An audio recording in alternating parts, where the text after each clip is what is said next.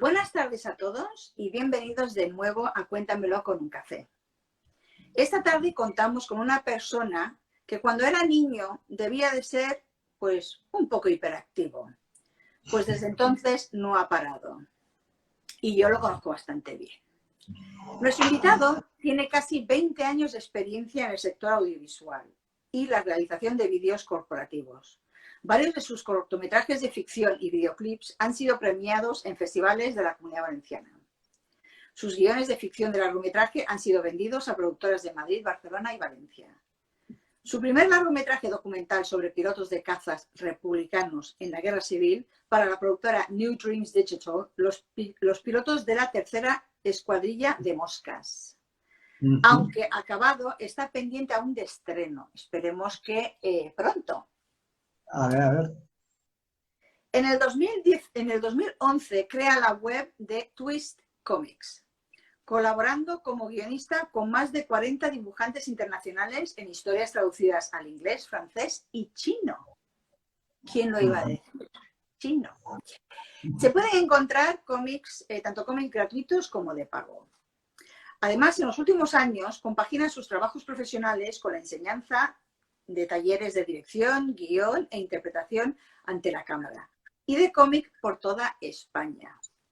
Y es verdad, lo digo yo porque yo los he hecho, nos hemos tenido que esperar a que volviese y se va y se viene, y ha habido veces que acababa de llegar de Barcelona de un curso, ha dado uno aquí en Castellón y luego se ha tenido que volver a ir enseguida, con lo cual, lo que yo he dicho, hiperactivo total. Fernando Berniere. ¿Qué tal, Yasmín? Muchas gracias por tenerme en tu programa. Cuéntame. Pues mira, mira, los dos llevamos la melena al viento, que yo la primera vez que te veo con el pelo suelto, que siempre vas con la coleta. Sí, es que intento en clases y en rodajes, me gusta llevarlo recogido para que no me moleste, pero cuando de calle tengo la identidad civil melenuda y voy con el pelo suelto. Bueno, sin más dilación, vamos a empezar con esta entrevista. ¿Por qué diversificarte tanto en tus estudios? Es decir, estudiaste dirección, fotografía, montaje, guión e incluso interpretación. Pues yo creo que un poco, esto se marca cuando yo era adolescente, fue todo este boom del cine independiente, de Sundance. Richard Linklater hizo Slackers, luego Robert Rodríguez hizo Mariachi, Kevin Smith hizo Clerks, y tenías mucha gente que hacía de todo, hacía películas, digamos, de bajo presupuesto, lo que llamaban por aquel entonces guerrilla filmmaking, películas de low budget, donde casi el director, el guionista, el cámara, el montador, todo era una persona.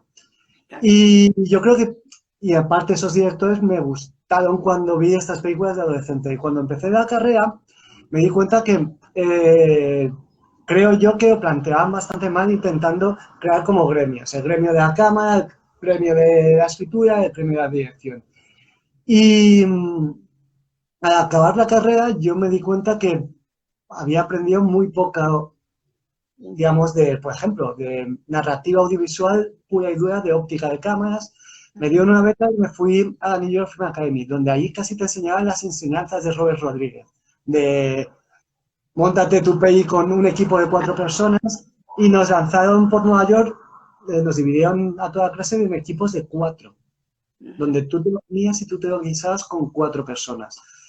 Y yo creo que a raíz de eso me di cuenta que no solo bastaba tener un conocimiento superficial de algo, tenías que empaparte. Y yo, aunque sí que en un principio lo que quería era dirigirme a la dirección, yo de guión prefería escribir más bien poco y dirigir ideas de otros. Cuando llegué a Madrid me di cuenta que también la realidad en España era que si tú no vendes tu propio guión, a menos que estés bien conectado, casi no tienes ninguna posibilidad de dirigir. Y dicho eso, aunque yo diga esto, desde pequeño siempre había dibujado y guionizado mis propios cómics. Pues una cosa llevó a la otra. En Madrid estudié fotografía de cine durante un año. De ahí dije, ostras, ahora sé fotografía, pero montaje también es necesario. Y yo creo que esto es una enseñanza ya no solo para la gente que quiera dirigir, sino incluso para los actores. Yo creo que sería interesante que comprendierais la mecánica de cómo se rueda, cómo se monta, que yo creo que está demasiado, pues lo que he dicho, especializado y muchas veces un artista digamos, un actor no sabe muy bien lo que hace un montaje. Y eso es vital, porque de todas tus tomas van a cortar tus mejores trozos y de eso van a hacer una interpretación diferente. Y, y yo creo que en general es bastante dañina esta enseñanza en la que solo tienes que aprender lo tuyo, lo demás da igual. Y, y nada, y ahora incluso yo creo que mi mayor carencia es el sonido, o sea, lo que es grabación técnica, y estoy intentando, pues, a marchas aceleradas, pues, saber grabaciones, micrófonos, diferentes cosas, porque creo que hay que saber de todo en esa profesión. Claro. ¿Tú prefieres dirección o la escritura? Difícil, aunque anteriormente he dicho que yo en principio, cuando empecé a estudiar, quería dedicarme a la dirección exclusivamente, pues con los años, cuando he escrito mucho, yo creo que las dos cosas me aportan cosas muy, muy, muy diferentes, porque en la escritura estás tú solo, con una hoja de papel vacía, y tienes que crear un mundo imaginario. Y eso es un subidón brutal cuando das con la idea y cuando ya todo fluye. Pero por otro lado, la dirección también aporta algo totalmente diferente, que es el tema de la colaboración con otros artistas. Tú puedes tener una visión, pero tienes que saber crear equipo, tienes que saber colaborar, porque la dirección no es solo mandar, aunque digan que la dirección es la única profesión del siglo XXI donde se acepta que haya una dictadura, yo creo que debería... Relativamente. ¿Cómo, Yasmín? Digo, relativamente. Claro, yo creo que sí que tiene que haber una colaboración real con tu equipo. Esta imagen del director-autor que manda y es Dios en el plató y todo el mundo tiene que acatar y agachar la cabeza, yo no lo veo. Sí que tiene que haber una visión clara, pero cuando creas algo con otra persona, también es un subidón brutal. Aparte de que en dirección muchas veces tienes el tema del tiempo, de que tienes que colaborar y sacar algo en un tiempo limitado, porque a lo mejor tienes un día de rodaje, pues ese subidón de adrenalina que tienes de saber, tengo 8 horas y tengo que ser resolutivo y tengo que encontrar soluciones. A mí también me pone. Y dicho eso, con los años, al principio lo que yo creo que más me gustaba al principio era dirección, luego guión, pero ahora con el montaje cada vez me lo paso mejor y mejor y mejor. Porque antes cuando montaba me frustraba con lo que tenía, que no era lo que yo quería, y ahora es otro juego, es decir, con lo que tengo voy a hacer algo mejor. Con lo cual no me caso con ninguno. De hecho, incluso me busco una nueva novia que es el montaje y combino las tres. Volviendo a lo que has dicho tú antes de que los actores, es decir, que realmente en lo que es el mundo del séptimo arte, nada debería de ser como dijiste antes, que nada debería ser tan específico, es tan limitado. Es decir, yo estoy de acuerdo contigo en el sentido de que, por ejemplo, los actores deberíamos de tener un mínimo de experiencia en lo que es la parte técnica de un rodaje, porque también es la manera de poder también entender a veces por qué un director en último momento te dice esto, lo otro o el de la moto, que te pilla de sorpresa, te pilla fuera de juego, no sabes qué hacer, no sabes cómo reaccionar. Este tío está loco o esta tía se le ha ido la pinza, ¿qué me está pidiendo ahora? ¿Por qué lo hace? Es decir, yo creo que eso es importante. Pero bueno, el problema es que nosotros aquí en este país somos muy especiales. Entonces, pues descubrimos América una vez, ¿no? Y pensamos que la descubrimos todos los días y no es así. Entonces, deberíamos de aprender un poquito de los demás también. Y yo creo que eso sí que es importante. Es decir, aquellos... bueno, no como yo, que yo, pues, obviamente, yo he retomado mi carrera bastante más tarde, pero los que recién empiezan o que por ejemplo, en lo que son los actores que hacen arte dramático, deberían de especializarse un poquito, no especializarse, pero tener una noción.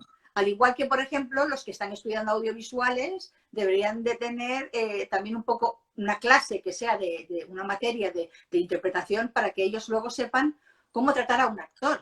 Porque... Claro.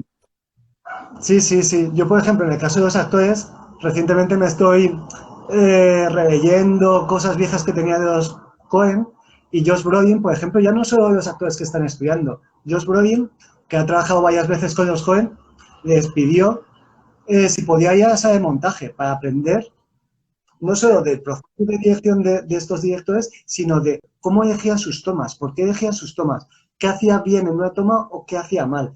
A que muchas veces los actores a veces tenéis vergüenza, y sea un largo o sea un corto, yo creo que no deberíais tener ningún problema en decir al director, oye, ¿podría acompañaros en el montaje? Porque quiero ver lo que he hecho, quiero ver cómo me montas, para aprender. Y yo creo que ese tipo de cosas te enseña tanto como 200 rodajes muchas veces. Sí, pero es lo que decías antes y estoy totalmente de acuerdo contigo. Es decir, hay que derribar esa visión que nosotros tenemos de que el director es Dios y no es así, porque no lo es. Es decir, si hay algo, yo siempre lo digo, si hay algo que no estás de acuerdo, se lo tienes que decir. Es decir, no es porque sea el director que es el manda más y aquí no. Entonces, esto es lo mismo y sí, lo que yo creo, y corregidme si me equivoco, lo que yo creo es que aquí falta mucho curiosidad. Y yo me doy cuenta, yo soy una persona muy curiosa y muy preguntona, entonces, y soy pesada, y tú eso lo sabes. Pero sí que me he dado cuenta que yo tengo compañeros y compañeras que no son curiosos, no, yo vengo, hago lo mío y me voy. Yo soy muy curiosa y me gusta quedar a ver cómo hacen los demás y me gusta ver cómo dirige o cómo un director le dice a un compañero o una compañera, no, ahora habla así, ahora muévete así. A mí me gusta, entonces eso de, no, a mí lo que él diga, no tiene por qué. Pero bueno, pero yo creo que muchas veces es falta de curiosidad. Yo creo que muchas veces falta. Te cuento una anécdota. Yo, la primera película en la que trabajé, no me sabe mal decirlo, fue en la Caja 507. Y yo empecé, lógicamente, de meritorio de dirección y justamente era el año que yo estaba estudiando fotografía de cine. Pues yo, lógicamente, al equipo de fotografía no paré de preguntar cosas, de focos, de todo. Pues me llegaron quejas de que no debería estar hablando tanto con gente del equipo de fotografía cuando era del equipo de dirección. Pues yo estas chorradas, dicho claro, no las comprendo. Deberíamos tener una curiosidad hacia lo que hacen nuestros compañeros de trabajo y aprender todos de todos muchas veces. Y sí que... pero el problema que tenemos, por eso yo lo vivo como actriz a veces, es el clasismo. Y entonces a mí me pasa con los figurantes. No, el tema siempre de los figurantes están separados de los demás actores, las comidas no son iguales, los desayunos no son iguales y a mí eso me parece una verdadera vergüenza y punto. Es decir, y un día hablaré yo de los figurantes con un figurante, tendremos una entrevista y hablaremos de todos los temas porque, bueno, si a mí me dan de trabajar después, bien, y si no, pues también. Yo soy una persona que no tengo pelos en la lengua, hablo, digo lo que pienso, a veces sienta bien y otras veces no tanto. Y bueno, yo soy una señora ya, como me llaman a mí en la calle señora. Bueno, pues yo ya soy una señora, me he ganado el puesto y el privilegio de poder decir lo que yo pienso. Y punto. Sí, no hay que callarse. Pues eso. Escribir para que... Esto me lo vas a explicar porque tiene que ser bastante diferente. ¿Escribir para formato audiovisual o para el cómic? ¿Qué diferencias hay? Pues hay muchas diferencias, igual que cuando planteas una historia para teatro, a lo mejor una idea que es un monólogo de una persona o un diálogo de dos personas puede funcionar mejor en teatro que en cine. Pues para cómic, digamos, tiene sus propias herramientas propias y hay mucha gente que piensa que un cómic es como un storyboard, pero en páginas. Y para nada. O sea, se puede jugar con el tiempo, en una viñeta puede haber diferentes acciones, no es un frame congelado de una peli. Puedes tener incluso siete momentos diferentes entre diálogo, una acción, si tienes en cuenta que la imagen se ve de izquierda a derecha. Y es súper interesante la propia estructura de la página, que a la hora de... Yo cuando tengo una idea, muchas veces me vienen ideas que son para cómic, pero no son para cines. Es imposible que sea para cine. Y hay ideas que me vienen para cine, lo que te he dicho, por ejemplo, con sonido. Eso, digamos, si quieres que haya encabalgamientos de sonido, pues eso el cómic no lo tienes. Y, y en parte a mí me gusta mucho pasar de un medio a otro porque los dos son visuales, pero digamos aportan cosas diferentes y el efecto que consigues en el espectador es diferente. Y el cómic me encanta, yo creo, bueno, no sé cuál es mi mayor pasión, porque está a la par, porque desde pequeñito, yo creo que ver El Imperio Contraataca con 3 años creo que fue, ya me marcó, pero los cómics han estado siempre ahí. Y de hecho fue lo primero que hice, desde pequeñito no paraba de dibujar, aunque dibujo muy mal, y escribir. Sí que es cierto lo que dices tú, lo de los cómics. Bueno, a ver, yo soy mayor que tú y yo ya los leía en aquel entonces, pero lo que me sorprende es que hasta bastantes años más tarde no se sacaron a la gran pantalla. Y sin embargo, los cómics siempre han existido. Claro, hombre, ahora mismo tenemos este boom de películas de superhéroes que yo creo que llegan en el momento en el que la tecnología de los efectos especiales permite reflejar en pantalla lo que podíamos ver y disfrutar antes en las viñetas. Pero siempre ha habido adaptaciones de cómic bastante interesantes. Tom Hanks hizo una de Gastos de los años 30, que mucha gente no sabe que está basado en un cómic. Ghost War está basado en un cómic.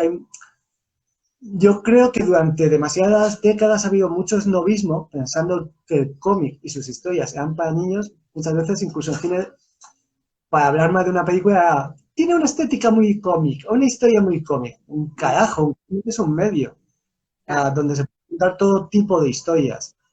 Igual que sería peyorativo decir, oh, es una serie de televisión, como si no hubiera series buenas o malas. Claro. Y yo creo que esta tontería snobista, clasista, de pip, voy a censurarme a mí mismo, cada vez está desapareciendo. Y en España yo creo que quedan coletazos, pero hay países como Japón o Francia que no puedes ver a gente mayor leyendo cómics o mangas en el metro y no pasa nada. Aquí todavía te miran con la ceja un poco enarcada, como, ¿este está leyendo un cómic con esas canas que ya tienen sus melenas? Pues sí, pues sí. Es que no veo por qué no, es decir, hoy en día prácticamente no, realmente es que no existe edad para las cosas, es decir, no. Claro, yo, por ejemplo, ahora mismo me estoy leyendo este cómic de terror, donde hay estructuras de páginas súper locas, aparte de que cada página casi es una obra de arte, tienes de todo, tienes desde humor a terror, a cómic policíaco, cómic de superhéroes, que también está muy bien, por mucho que dentro de los listados de los cómics mejores del año nunca aparecen, pero cada año hay cómics donde se experimenta con la propia narrativa y que merecerían, digamos, los premios Oscars de los cómics, que en Estados Unidos es el Eisner, en Francia tienen otros, pero hay cosas muy, muy, muy, muy buenas. Yo hay historias con las que he llorado en cómics. Lobo Solitario pequeño, hay Lobo Solitario y Cachorro, Lone Wolf and Cub. Hay cosas muy buenas y yo no se lo recomiendo a la gente que lea novelas, sino que lea cómics también, porque también va a descubrir muchas cosas interesantes. ¿Para cuándo publicarás nuevos cómics en Twist Comics? A ver, aclaración. Twist Comics es el sello bajo el que publica y dentro de los diferentes títulos está Twisted Movies, los cuentos 3000, el Amo, etc. ¿Sí? Estoy trabajando, ¿vale? Entonces, cuenta. ¿Con qué? Pues estoy con Rocío Parra, con una secuela de estos cuentos ilustrados, con una historia, adaptando un poco la historia de Pocahontas, con una mezcla un poco a lo Mad Max, en un futuro apocalíptico, y para niños un poco. Y estoy muy contento, lo que pasa es que mi colaboradora tiene muchísimo curro y va muy lenta. Con Víctor Martínez estoy con el pip, Amo versus a Pemichula, Agentes de Twist, que es un cómic un poco que parodia a los héroes de acción de los 80, Steven Seagal, a Schwarzenegger, Stallone, donde se encuentra con la nueva versión del siglo XXI de la heroína feminista. Y ahí, lógicamente, va a haber un choque brutal. Y este cómic sí que está bastante más avanzado y me gustaría creer, eh, Víctor por ahí pone, no digo nada, lo he puesto en el comentario, me gustaría creer que va a estar para Navidades de este año, aunque lo veo un poco justo. Si no está para las Navidades, a lo mejor nos lo tomamos un poco más con calma y para el Salón del Cómic de 2021, si se celebra, que ojalá sí ya volvamos a la normalidad tenerlo. Y luego yo estoy con otro cómic en el que me voy a estrenar de dibujante, pero no puedo contar mucho de ese cómic, excepto su título, Bio Reboot. Ah, muy bien. ¿El Salón del Cómic dónde se celebra? En Barcelona, en Barcelona. Generalmente siempre es abril, mayo, es el salón del cómic más grande de España y está muy bien. Conoces editores, conoces otros guionistas, dibujantes. También se lo recomiendo a todo el mundo. ¿Te parece un poco como el Comic Con americano? ¿La gente va disfrazada? Digo que si se parece algo al Comic Con americano, si la gente va disfrazada de sus personajes. Salvando las diferencias de que en el Comic Con americano pues van las grandes productoras, aquí como mucho viene el estreno friki español de turno, pero sí que es muy interesante porque hay muchas masterclass, charlas de tanto de dibujantes, guionistas, te explican pues lo último en tecnología en tablets para dibujar. Se lo recomiendo no solo para encontrar cómics, sino por todo, digamos, el contenido que se genera de charlas, de puntos de encuentros. Muy recomendable también. Sí, ¿no? Bien, vamos a seguir. Yo tengo una pregunta referente a, obviamente, sé cuál va a ser tu respuesta, pero tengo una persona muy cercana a mí que tiene, obviamente, pues tiene una discapacidad, pero le gusta muchísimo el cine. Y siempre me pregunta, ¿tú crees que yo podría ser director de cine? Me gustaría estudiar audiovisuales, pero como soy lento, no sé si voy a poder. Pues yo creo que, de hecho, en el último taller de Málaga estuvo a punto de apuntarse una chica con discapacidad que iba en silla de ruedas. Al final no se animó, yo creo que por la situación del COVID, pero yo creo que todo el mundo tiene algo que decir y todo el mundo tiene derecho a expresarse, sea interpretando, sea dirigiendo. Para dirigir, claro que si tienes alguna discapacidad física vas a tenerlo más difícil para moverte, pero si te planteas un rodaje con una historia en la que no suponga que tengas que hacer grandes desplazamientos, yo creo que en este siglo XXI no hay límites para lo que la gente se pueda proponer. Tenga, digamos, el impedimento físico o psicológico que tenga. No, eso está claro. Yo yo siempre le animo a que lo haga, si le gusta que lo haga. Siempre me dice, siempre es que, pues como yo tengo mi hándicap, pues hay que tener mucha paciencia conmigo porque soy más lento, me cuesta expresarme. Y yo siempre digo lo mismo. Nosotros los actores tenemos que tener mucha paciencia con el director. Tenga hándicap o no lo tenga. Es decir, estás rodando, estás rodando. Sea el director, sea el sondista, sea lo que sea. Pues en el caso de esta persona, con que haya reuniones de preproducción en la que no haya presión de tiempo y os vaya explicando todo lo que él quiere o ella quiera en el rodaje y lleguéis al rodaje y en parte ya todo el mundo sepa lo que hay que hacer, a veces no hay que dirigir en el plató, lo ideal sería dirigir en la preproducción, que correcto. Siempre que nos pilla el toro. Pues no, hay gente que se ultra prepara al principio y este podría ser un buen ejemplo para esta persona. Hacer largas reuniones de preproducción y aunque se exprese lento, vaya lento, le den una sugerencia y tarde tiempo en asimilarla, pues tarda y decir, en la siguiente reunión te doy una respuesta. Y saberla, digamos, que este colaborador con el que trabajas, pues no te va a dar respuestas más rápidas. Y muchas veces por tener una respuesta rápida no quiere decir que sea mejor. A veces esta persona puede estar madurando, que a mí me pasa un actor que me pueda decir, oye, Fernando, ¿qué te parece si hacemos esto? Y yo digo, no, porque tengo ya la visión. A lo mejor, si en vez de eso no hay presión de tiempo, digo, ¿esto suma o resta a la historia? Digo, no era lo que yo quería, pero suma. Pues a lo mejor si no tuvieras que dar respuestas tan rápidos, tan resolutivos, pues eso, muchas veces por presión de tiempo, pues sí que de verdad habría una colaboración aún más real. Y muchas veces el ego de eso, de dar tu brazo a torcer, que nos pasa, por muy colaborativo que quedamos, hay veces que te empecinas con algo y te empecinas. Pues si hubiera una pausa, un momento, un tiempo muerto para decir, a ver qué me ha dicho, pues a lo mejor, Claro. pero bueno, yo le animaría y que se lance. Claro que sí. Aparte, yo siempre digo lo mismo, no podemos saber si sale bien o si sale mal si no lo probamos. Claro, Y ya claro. está.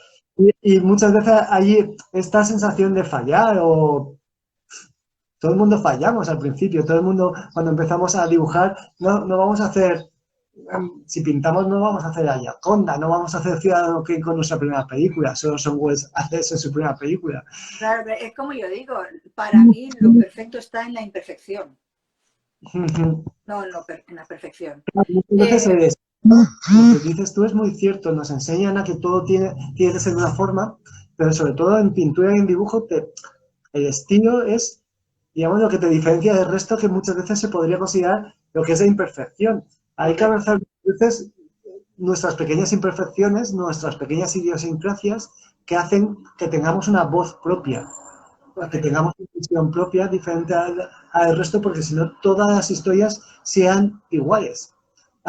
Todo el mundo nos expresaríamos igual, así que se lance, es lo único que puedo decir. Pues yo se lo diré, le enseñaré nuestra entrevista y se lo diré. Una cosa, hablando de lo que decías tú, de lo importante de hablar en preproducción, nos evita, no todos, pero algunos problemas en rodaje y ganamos tiempo. ¿Tú crees que aquí se hace en todos los proyectos las preproducciones o es entramos a matar el primer día? Yo te acabo de conocer ese mismo día, acabo de conocer al actor con el que voy a trabajar o la actriz, no sabemos nada. Hola, ¿qué tal? Aquí yo creo que hay varios factores. Muchas veces el problema del presupuesto medio de una película española es 1 millón de euros, más o menos. Y todos sabemos que esto está bajando de forma drástica.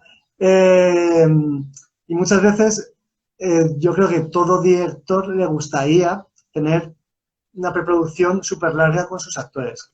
Pero cuando tú ya trabajas con gente que ya tiene muchos proyectos, ellos quieren hacer preproducción y que se les cobre y con motivo.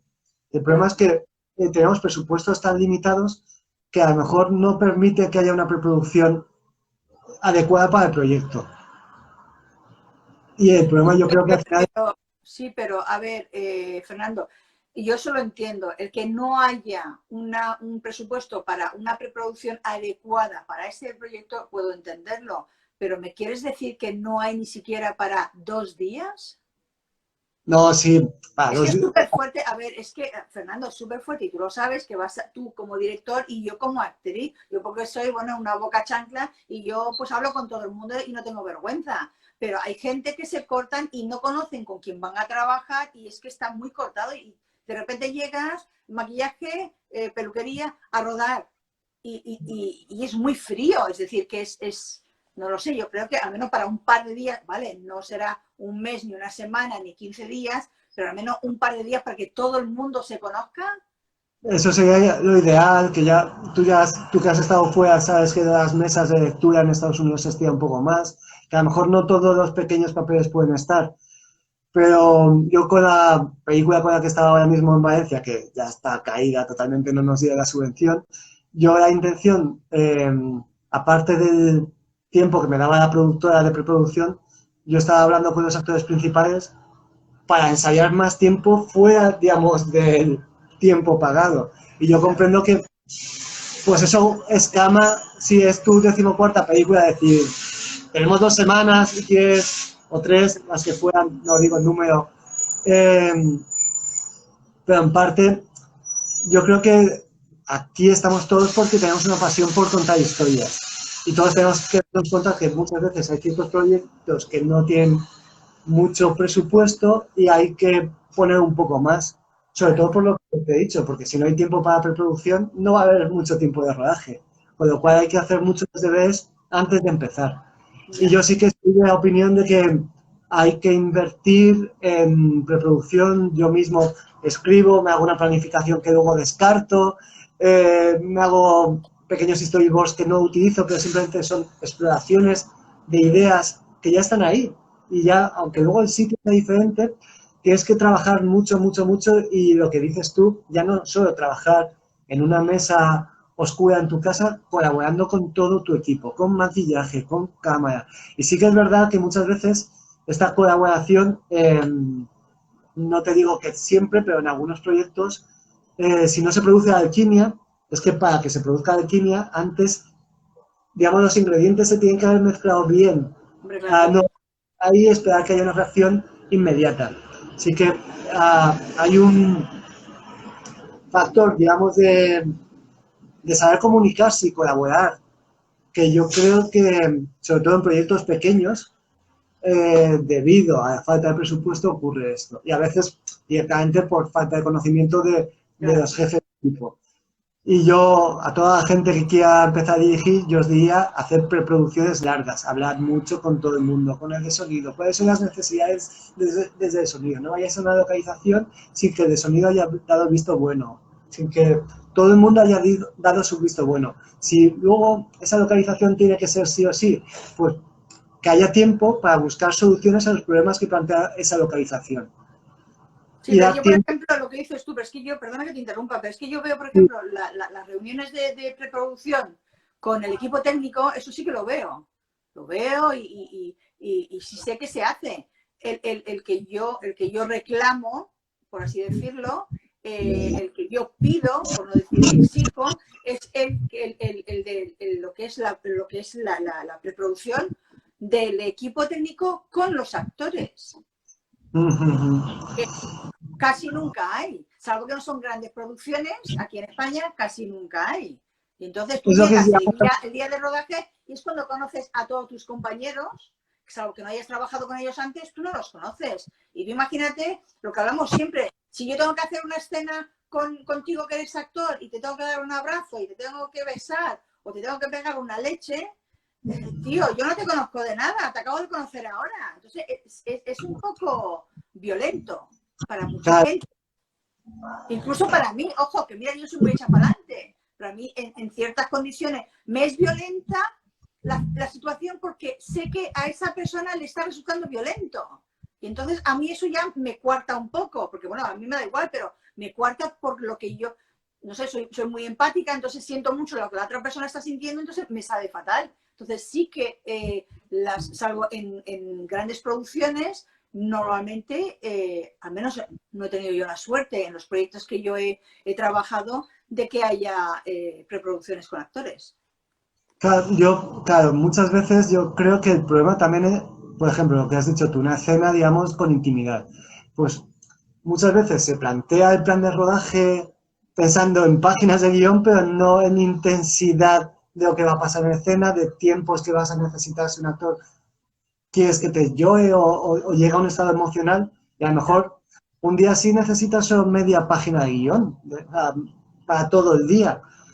Y sí que una vez, si se hace el plan de rodaje, yo creo que también los actores tenéis que ser proactivos para, si os cogen, decir, yo en estas escenas yo al menos os pediría que después de esta escena yo voy a estar drenada, no me pongáis en el mismo día una escena en la que estoy llorando a moco tendido y a la misma localización de repente tenga que estar estupenda de la muerte. Claro. Si tengo que rodar las dos escenas, que primero sea la que esté estupenda a muerte y acabar el día con la que yo me derrumbe. Y aquí yo también sí que tienes razón que falta comunicación, digamos, pediros vuestro input, pero también vosotros tenéis que golpear la mesa y decir, oye, escuchadme, si me coges, que sepas que yo lo voy a hacer de lujo, pero por ejemplo, en esas escenas voy a necesitar esto, lo que sea, si tu proceso te requiere X tiempo para llegar a lo que tengas que llegar, decirlo claramente. Y que eso se introduzca en el plan de rodaje. No de repente que te lancen y digan, venga, vas a ayudar, ya, ya, sí, porque nos queda media hora. Decir, no, no, no, no. Ah, tenéis que ser también proactivos. Ya. Y si veis que os dejan de lado, decir, oye, oye, oye, yo tengo curiosidad, ¿cómo vamos desde el principio? La cena que sabéis que va a ser difícil, ¿esto cómo lo has planteado? ¿Cuántos días? ¿Lo vais a rodar con un plano, o sea, de un tiro, en plano secuencia? Ya. ¿Vais a hacer mucha cobertura? ¿Voy a tener que estar llorando todo el maldito día? Y ser proactivos. También si el director es más parco o poco comunicativo, pues pedid la información y pedid ser partícipes del proyecto. Ya. Y de tomar un poco de decisiones dentro de los límites digamos, de cada trabajo.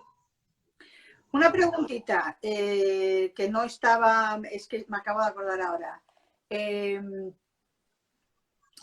Desde el movimiento Me Too se están formando muchas, sobre todo suelen ser actores los que se están formando para ser coordinadores de intimidad.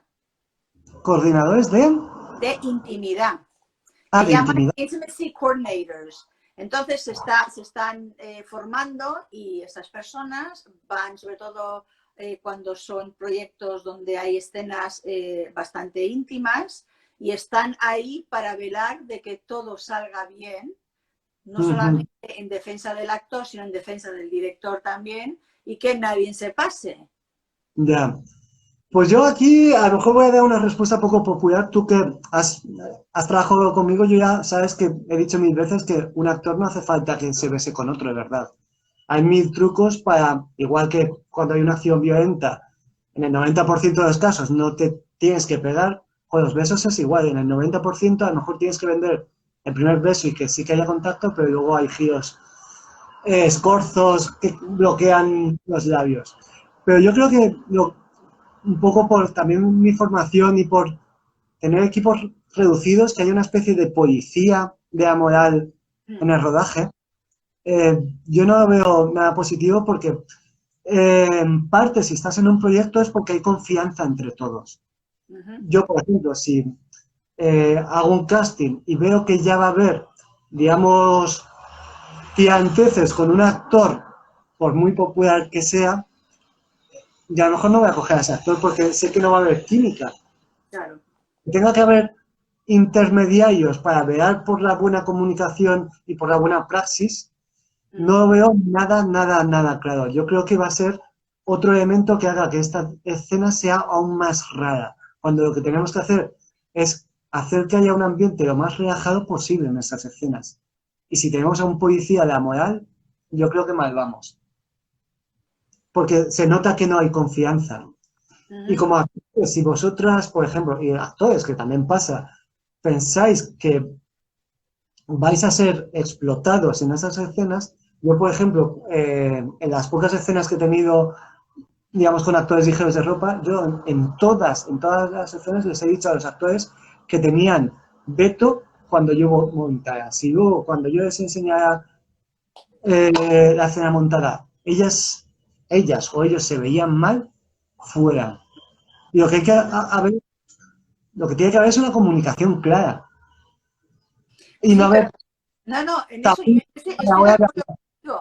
Sí, pero lamentablemente no todos los directores piensan como tú. De hecho, yo estuve a través de Zoom viendo, o sea, hubo una reunión y había una, una coordinadora de intimidad que explicaba el caso de que, bueno, que ella estaba para una película, que la habían contratado y ella es actriz también.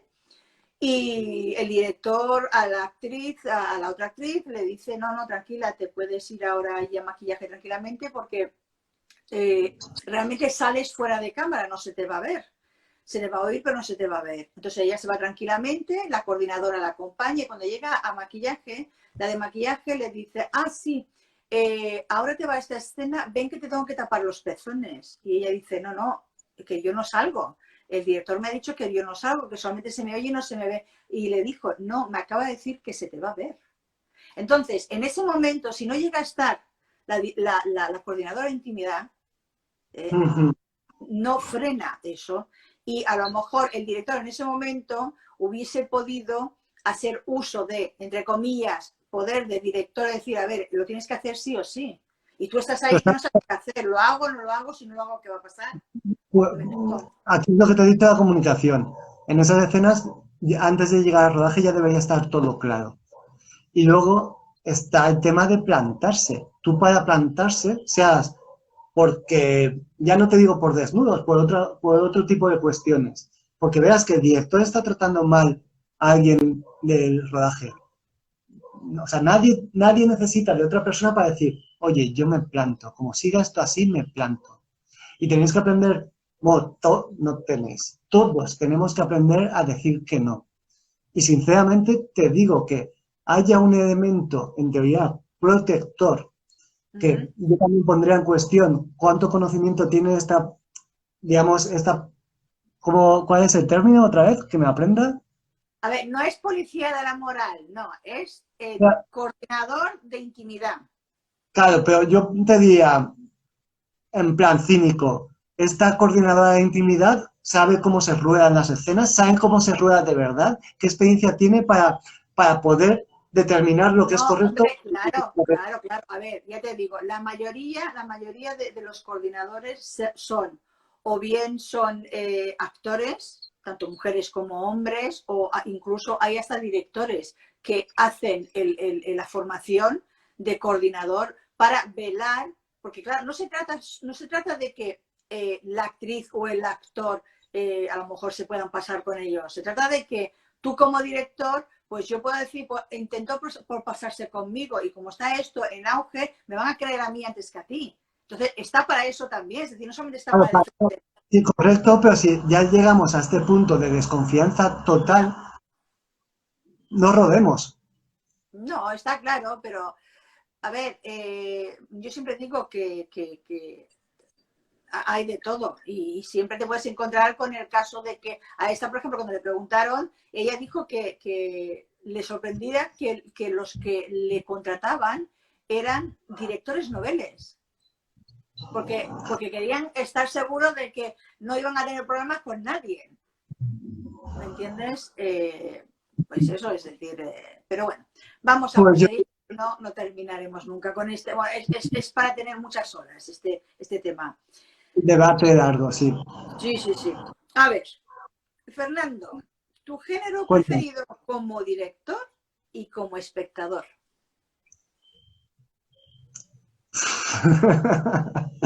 Género preferido, como yo creo que el thriller es mi género preferido como espectador y como director, ambos dos. Podría decirte también terror como espectador, pero creo que si soy sincero de verdad es el thriller. Desde, no sé por qué, las historias oscuras con misterios, interrogantes siempre me han gustado y excepto tres guiones de largo, todos han sido thrillers también. Con diferentes tonos, a lo mejor uno toca un poco más el terror que otro, pero me gusta lo que me gustaría producir también. ¿Qué género o historia no dirigirías nunca? ¿Qué género de historia? Género me gustaría tocarlos todos. Todos. Me gustaría ser de estos directores, salvando las distancias, tipo Stanley Kubrick, que hizo una película histórica, una peli de terror, una peli de ciencia ficción. Yo creo que encorsetarte en un tipo de historia, al final cada uno tenemos nuestras obsesiones. Y si podemos ocultar que al final solo sabemos hablar de X temas utilizando diferentes géneros, vas a hacer que, digamos, este tema que a todos nos obsesiona algo, que al menos lo puedas explorar utilizando diferentes escenarios y a lo mejor dar más matices. Respecto a qué historia no dirigiría nunca, pues sería historias por encargo que yo crea que son propaganda maniquea de algo de lo que no creo. Vale. Bueno, así que todos ya lo sabéis, ¿eh? No contéis con él para estas cosas. A ver, claro, más claro agua. Es que así uno se ahorra el tiempo. Yo te he comentado que a mí no me importa dirigir guiones de otras personas, pero tengo que creer en ello. Y una de las tendencias, yo creo que en el cine español muchas veces es contar historias muy maniqueas de buenos y malos. No hay grises. Yeah. Los malos son muy malos y los buenos son muy malos. Pues yo creo que eso ya, para empezar, es escritura de guión muy pobre, a menos que sean películas para todos públicos o infantiles. Pero el problema es que se venden películas para adultos que parece que sean historias para niños de 5 años sobre temas serios. Pues ahí voy con historias maniqueas. No lo mío. ¿Por qué decides dar talleres de interpretación ante la cámara cuando tú no eres actor? Buena pregunta también. Pues yo creo que todo empieza, o digamos, culmina por el casting que hice de mi película que al final no se va a producir en Valencia. Porque hice castings e intenté no utilizar a directores ni directoras de casting, sino tuve la suerte de que la productora me dio, como era un proyecto, digamos, de bajo presupuesto, me dio libertad para que fuera buscando actores y yo busqué actores en grupos de teatro de Castillo, de toda la provincia y también por Valencia, porque tenían que ser actores de la Comunidad Valenciana. Y lo que me encontré es gente que yo creo que incluso para cámara todo el mundo tiene formación teatral, no enseñan incluso gente que trabaja ya para cine y que a lo mejor puede hacer cosas por automatismo, porque lo ha absorbido, pero no reflexiona por qué lo hace. Las cosas más básicas no se saben muchas veces. Los balanceos, que la gente de repente cuando llega a una marca no para de hacer esto, los pestañeos. Me sorprende, digamos, lo mal, y aquí que en general, digamos, se enfoca la interpretación para cine y televisión. Yo creo que se utilizan técnicas que para teatro muy bien, pero no se va a técnicas concretas. Y como yo en Madrid he convivido con muchos actores, he vivido con gente que ha pasado por mis escuelas y me contaban las historias de terror, porque algunas son historias de terror que pasan en esas escuelas. O directamente los despistados, profesores que solo te saben decir mal, mal, mal, mal, pero no te saben decir cómo lo haces bien. No encuentra tu verdad. Un maldito carajo. O sea, hay cosas, como en todos los artes, hay referencias de lo que ahora mismo se considera una interpretación naturalista en el cine occidental, que no es lo mismo que en el cine oriental. Porque en el cine oriental, en general, tanto el cine chino, el japonés, más el chino, suele ser más, digamos, expresivo. Lo que nosotros digamos teatral, pero para ellos nada de nada. A ellos lo ven como algo realista. Y yo creo que ya no solo en el tema de interpretación, hay en todos los campos vinculados a la cinematografía, como es un arte tan joven, tiene 100 y pico años, y lo que es la enseñanza académica empieza en todo el mundo en los 60/70, yo creo que se han tomado como libros de referencia libros que no tienen, digamos, mucho valor científico. Son casi, diría, ensayos de todo tipo y se repiten dogmas que no son verdad. Y como se repiten tanto, tú crees que son verdad. Y yo creo que hay que cuestionárselo todo y ante todo hay que trabajar con referentes. Y hay una serie de pautas para interpretar para cine y televisión que en muy, muy, muy pocos sitios se da y no lo comprendo, porque no es que sea un secreto de alquimia también de, son unos pocos elegidos, no pueden saber. No, no. Y no lo entiendo. Y por eso me lancé, porque vi que, digamos, hay tanta gente, digamos, tan mal dirigida hacia direcciones en las que no deberían ir en interpretación ante la cámara, que al menos enseñarles que hay otra puerta. A lo mejor mi puerta no es la mejor puerta, a lo mejor es la suma de las dos puertas, correcto, pero que no te vendan que solo hay un camino. Claro. Y Tienes por eso razón. La verdad es que sí. La verdad es que tienes razón ahí. Yo no soy de ningún método. Prácticamente diría que soy de mi propio método. Yo pues actúo tal como lo siento y como siento el personaje y siempre obviamente hablando con el creador del personaje. El otro día me preguntaban que hablando con un guionista, estábamos hablando y yo le decía, digo, pero tú prefieres escribir el personaje y, a ver si me explico, y dárselo a un actor o actriz en concreto, o prefieres crear el personaje junto con el actor que tú eliges. Claro, aquí hay muchas, si tienes gente de confianza cercana a ti, sí que está genial poder escribir un personaje sabiendo que vas a explotar los fuertes de un actor o una actriz concreta. Eso, el poderlo hacer y tener una confianza con alguien de tu entorno cercano, sabiendo que es adecuado, eh, incluso te puede ayudar a la escritura. Aunque sea para que esta actriz o este actor interprete a la contra de lo que suele hacer. Pero tú sabes, digamos, el efecto químico que se va a producir por coger a esta actriz fuerte y que haga algo débil, porque sé que puede funcionar. Eso está genial, pero muchas veces no tenemos el lujo de, digamos, tener Claro. actores que nos den todos los perfiles de los personajes que escribimos. Y yo, sinceramente, excepto un par de excepciones, casi siempre escribo sin actores en mente. Casi siempre. Y ¿Crees que es en parte, mejor? ¿Crees que, no, crees tu creación es más libre, tiene más libertad para después poder elegir a los actores?